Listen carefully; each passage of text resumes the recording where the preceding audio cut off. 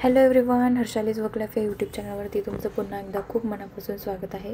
मला कमेंट आली होती की तू पनीर कसं बनवते आणि तू ते स्टोअर कसं करतेस, तुझ्या बनवलेल्या पनीरचा स्मेल येत नाही का? तर मी जेव्हा पनीर मला 2 ते 3 दिवसांपेक्षा जास्त दिवसांसाठी स्टोअर करायचं असतं त्यावेळेस मी त्याच्यातून जितकं जास्तीत जास्त मला पाणी ड्रेन करता येईल ना तितकं ते त्याच्यावरती जास्त वजन ठेवून मी ते ड्रेन करते आणि मग ते माझं पनीर 2 ते 3 दिवसांपेक्षा जास्त काळासाठी स्टोअर करू शकते, त्याचा वास येत नाही। पण आपण कोणत्याही प्रकारचं केमिकल वगैरे वापरत नाही, त्यामुळे ते पटकन खराब होणारच आहे। त्याच्यामुळे 2 ते 3 दिवसांमध्ये तुम्ही बनवलेलं पनीर संपवा। ही जी मी रेसिपी बनवते त्याच्यासाठी मी ही पनीर ग्राइंडरमध्ये टाकते आणि त्याच्यातच आपण टाकतो आता स्वीटकॉर्न हे लहान मुलांना खूप आवडतं, त्याच्यामुळे स्वीटकॉर्नची कोणत्याही प्रकारची रेसिपी जरी केली ना तरी मुलांना खरंच खूप आवडते। तर स्मॅशरमध्ये बघा मी खूप छान असं थोडंसं बारीक करून घेतलं आहे, थोडंसं अगदी जाडसरच ठेवायचं, खूप जास्त बारीक करायचं नाही। आता त्याच्यामध्येच ना मी 2 शिमला मिर्च आणि 1 पूर्ण असा कांदा मी त्याच्यामध्ये टाकते, तो पण मी छान ग्राइंड करून घेतला आहे, बारीक करून घेतला आणि त्याच मिश्रणामध्ये टाकून घेतला।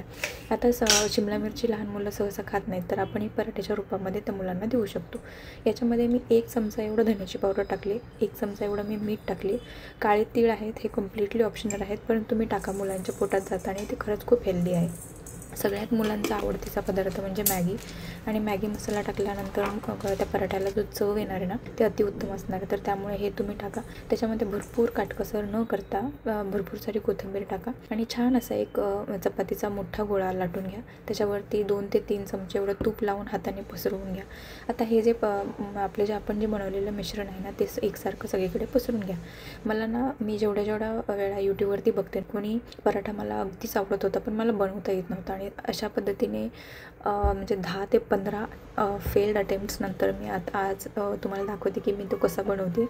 जेव्हा आपण ते त्रिकोणी पराठा असतो तो फक्त त्याची जी त्रिकोणी बाजू ना ती आपल्याकडे खेचत ओढं लाटायची, म्हणजे त्याचा ना अजिबात शेप बिघडत नाही। हे 10-15 वेळा केल्यानंतरही माझी थोडीशी गडबड होती, पण मला अल्टिमेटली तो जमला आहे। तर तुम्ही बघू शकता हे त्रिकोण असे तुमच्या साईडला ओढत जर लाटलं ना तर बघा माझा कंप्लीट त्रिकोणी असा पराठा रेडी झालेला आहे।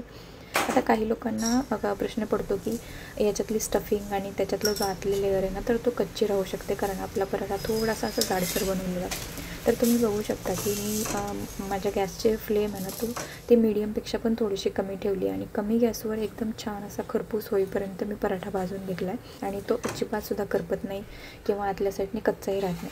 आणि तसंही आपली जी लाटलेली बाजू आहे ना ती मोठा पराठा केल्यानंतर अशी आतली बाजू एकदम पातळच लेअर असल्यामुळे ती कच्ची राहण्याचा काही प्रश्न येत नाही। तर तुम्ही बघू शकता माझे पराठे दिसायला तर ॲटलिस्ट सुंदर दिसत आहेत, तर तुम्ही स्वतः करून बघा। तुम्हाला स्वतःला करून बघितल्यानंतर तुम्हाला कसा वाटतं ते मला सांगा आणि मला कमेंट करून सांगायला तर अजिबातच विसरू नका।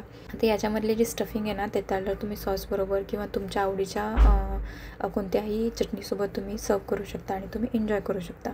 मी म्हणजे जसं बनवत होते ना तसे संपत होते आणि ही दुसरी तिसरी बॅच आत्ता माझी रेडी झालेली आहे आणि मी आता पराठा एन्जॉय करते। तुम्ही हा पराठा नक्की करून पहा। चला भेटूया अशाच अजून छान ब्लॉगमध्ये, तोपर्यंत धन्यवाद।